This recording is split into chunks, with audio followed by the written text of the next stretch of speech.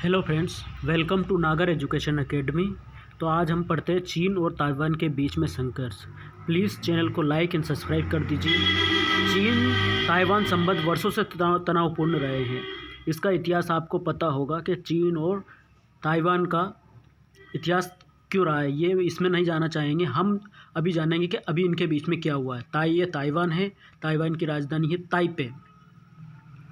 ये ताइवान की राजधानी है ताइपे और यह है चाइना, मेनलैंड चाइना। अंतर्राष्ट्रीय अब चाइना ने क्या किया, थोड़े दिन पहले चाइना ने अपने प्लेन को ताइवान की सीमा, ताइवान का जो हवाई क्षेत्र है वहाँ से गुजार दिया।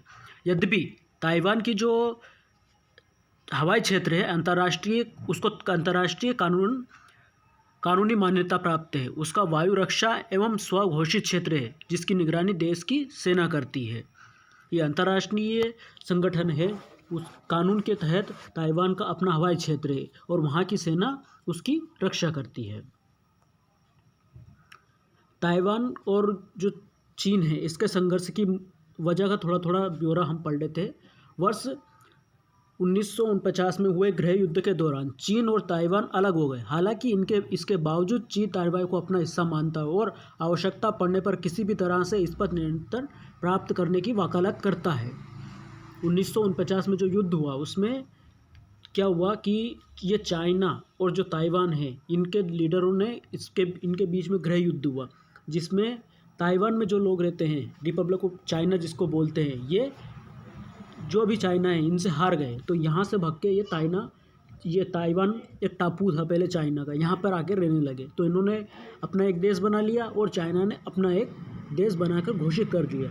लेकिन चाइना जब से बोल रहा है कि ये ताइवान हमारा है और हम कभी ना कभी इसको वापस लेके रहेंगे। वहीं से ताइवान के नेताओं का कहना है कि ताइवान एक संपूर्ण राज्य है। तो इन्होंने उसके बाद से ताइवान को अपना एक स्वतंत्र देश घोषित कर दिया। दशकों की तनावपूर्ण स्थिति के बाद 1980 के दशक में चीन और ताइवान के बीच संबंधों में सुधार की शुरुआत हुई। चीन ने एक देश दो प्रणाली के रूप में एक सूत्र प्रस्तुत किया, लेकिन ताइवान ने इसे मना कर दिया। एक देश दो प्रणाली मतलब कि देश एक ही रहेगा, लेकिन आप अपने कुछ नियम कानून अपनी तरफ से लगा सकते हैं। जैसे कि अभी थोड़े दिन पहले देखा होगा आपने, हांगकांग में हुआ। हांगकांग में अपना कानून है, अपने नियम है वहाँ पे, लेकिन वो है चाइना के अंडर। ऐसा ही इन्होंने बोला कि ताइवान में ऐसा करते हैं कि आप अपने जो कुछ नियम है जो आप चाहते हैं वो लगा लीजिए, लेकिन जो ये देश है ये चाइना कहा जाएगा। लेकिन ताइवान ने इसे मना कर दिया। ताइवान ने इस प्रस्ताव को अस्वीकार कर दिया। इस दौरान दोनों पक्षों के बीच अनौपचारिक वार्ता का दौर भी शुरू हुआ। हालांकि चीन का कहना है कि ताइवान की Republic of China government to government वार्ता के अवैध रूप से रोकती। इनके बीच में इसके बाद भी बहुत सारी बातें हुई, लेकिन चाइना आरोप लगाता है कि ताइवान गवर्नमेंट टू गवर्नमेंट बात नहीं करता है। वर्ष 2020 में ये वही बात है जो अभी 2020 में हांगकांग में हुआ था। वहाँ पे प्रदर्शन भी हुए थे, क्योंकि चाइना ने बोला कि अभी जो तुम्हारे नियम कानून थे वो भी ख़त्म हो जाते हैं और आप पे जो चाइना के नियम है वो लागू होंगे। तो ऐसा ही इनके द्वारा बोला गया था कि ताइवान भी ऐसा करे जो हांगकांग में होता है। अब आप पूछोगे कि क्या प्रॉब्लम है, चाइना इतना बड़ा देश है, इतना डेवलप है, तो वो क्यों चाहता है कि वो ताइवान पे कब्जा कर ले। तो चीन बहुत टाइम पहले से एक नीति को फॉलो करता है, वन चाइना पॉलिसी, जिसमें वो पूरे रीजन को अपना मानता है। चीन वन चाइना पॉलिसी का अर्थ है कि वो देश People's Republic of China, mainland China से कूटनीतिक संबंध स्थापित करना चाहते हैं। उन्हें रिपब्लिक ऑफ चाइना ताइवान के साथ अपने कूटनीतिक संबंध समाप्त करने देंगे। अर्थात चाइना क्या बोलता है, उसकी एक पॉलिसी वन चाइना पॉलिसी, इसमें वो बोलता है कि जो भी देश हमसे कूटनीतिक रिश्ते या हमसे व्यापार करना चाहता है उसको हमारे नियम मानने पड़ेंगे और वो वन चाइना पॉलिसी को फॉलो करेगा और ताइवान को देश ना मानते हुए चीन की एक सिटी मानेगा। जो ताइवान की राजधानी है ताइपे, अभी जो मैंने बताई थी थोड़ी देर पहले, ये जैसे एक बार दिखा देता हूँ आपको। ये ताइवान की सिटी है ताइपे, राजधानी ताइपे। तो वो बोलता है कि ताइवान कोई कंट्री नहीं है, वो एक ओनली सिटी है चाइना की। कुछ देश के द्वारा ताइवान के साथ मौजूदा राजनीतिक संबंध स्थापित किए गए हैं। ये चीन को चुनौती देने वाले से 15 देश हैं, जिसमें ऑस्ट्रेलिया, कनाडा, यूरोपियन संघ के देश, जापान एवं न्यूजीलैंड बहुत सारे देश हैं जो औपचारिक रूप से अनौपचारिक रूप से ताइवान को मान्यता देते हैं।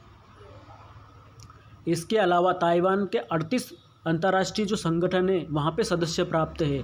WTO, वर्ल्ड ट्रेड ऑर्गेनाइजेशन और एशिया प्रशांत आर्थिक सहयोग और एशियन डेवलपमेंट, बहुत सारी जगह पे चाइना एक मेंबर के रूप में कार्य करता है।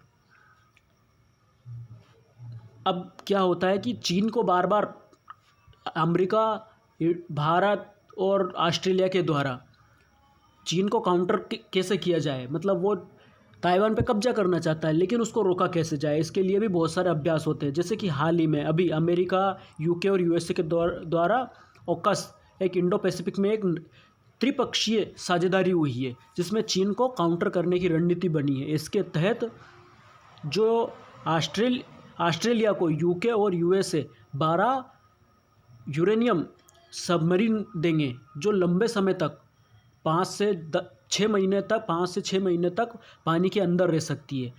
ऑस्ट्रेलिया के पास में ऐसी अभी तक कोई सबमरीन नहीं है।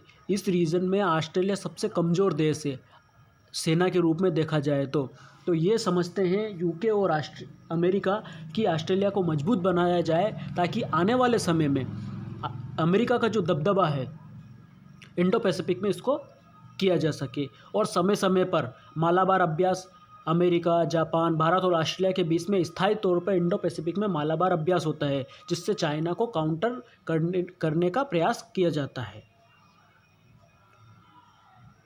अब इसमें ताइवान को अमेरिका के द्वारा बहुत सारे सपोर्ट भी किया जाता है, बहुत दुनिया के द्वारा और अमेरिका के द्वारा, मुख्य रूप से अमेरिका के द्वारा इनको सपोर्ट किया जाता है और इनकी सुरक्षा मांग को पूर्ति के लिए F-16 लड़ाकू जेट दिए हैं, सशस्त्र ड्रोन, रॉकेट सिस्टम और हार्पून मिसाइल ताइवान को दी है, ताकि वो चाइना से कुछ हद तक मुकाबला कर सके।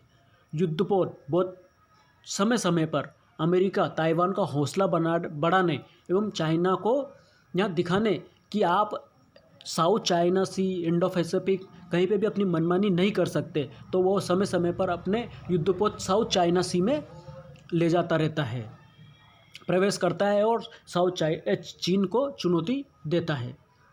अब मेन बात आती है कि इसमें भारत का क्या दृष्टिकोण है और भारत को किस प्रकार से इसको देखना चाहिए, और भारत को क्या इसमें कोई थ्रेट नज़र आता है। ये भारत तो देखो 1949 से भारत ने चीन की वन चाइना पॉलिसी को स्वीकार किया है। इसी के तहत तिब्बत और ताइवान को भारत भी चीन का हिस्सा मानता है। ये आप पूछोगे कि ताइवान को हिस्सा मानता है लेकिन वो तो देश अलग है। प्रॉब्लम ये है कि चाइना इतना बड़ा देश है कि इसके साथ व्यापार करना हर देश की मजबूरी है और वो करना ही पड़ेगा, चाहे कोई भी हो,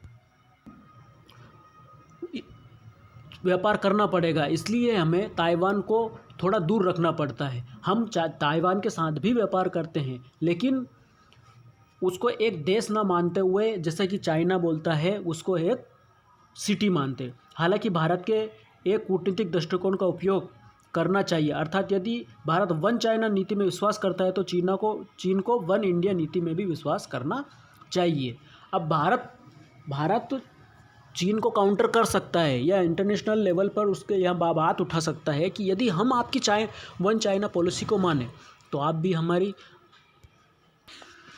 हालांकि भारत ने 2010 से संयुक्त बयानों और आधिकारिक दस्तावेजों में वन चाइना का नाम लेना बंद कर दिया है, लेकिन उसके ऑफिशियल जो दस्तावेज हैं उसमें आज भी चाइना को एक स्वतंत्र देश की मान्यता प्राप्त नहीं है। भारत और ताइवान के बीच औपचारिक राजनीतिक संबंध नहीं है, लेकिन वर्ष 1995 के बाद से दोनों पक्षों ने एक दूसरे की राजधानी में प्रतिनिधि कार्यालय को बनाया है। जो दोनों के दूतावास एक दूसरे की राजधानी में है। भारत का दूतावास ताइपे और ताइवान का दूतावास न्यू दिल्ली में है। तो आगे देखते हैं कि आगे की राह भारत के लिए क्या होने वाली। भारत और अन्य शक्तियों को ताइवान पर बलपूर्वक कब्जा करने के किसी भी चीनी प्रयास के लिए एक डेडलाइन तैयार करनी चाहिए कि चीन या कोई भी दूसरी ताकत बलपूर्वक ताइवान पर कब्जा न कर सके। और ये हमारी मौलिक कर्तव्य है और हमें ऐसा करना ही चाहिए, क्योंकि ये लोकतंत्र की हार होगी यदि चीन ताइवान पर कब्जा कर लेता है, क्योंकि कम्युनिस्टवाद रूस और चाइना में है। तो हमें एक ऐसे देश का संरक्षण करना चाहिए जहाँ पे डेमोक्रेसी है, क्योंकि भारत दुनिया की सबसे बड़ी डेमोक्रेसी एंड अमेरिका दुनिया की सबसे पुरानी डेमोक्रेसी है। तो इन दोनों को साथ आकर ताइवान की रक्षा करनी चाहिए, ताकि आने वाले समय में ये मैसेज जाए कि कोई भी किसी भी देश पर सिर्फ इसलिए अधिकार नहीं कर सकता कि वो ज़्यादा ताकतवर है और कोई देश उस कम ताकतवर है। ये कंप्लीट नोट्स है। यदि आप चाहें तो इसको ऐसा का ऐसे यूपीएससी एग्ज़ाम में भी उपयोग कर सकते हैं। थैंक यू, धन्यवाद। प्लीज़ चैनल को लाइक एंड सब्सक्राइब कीजिए।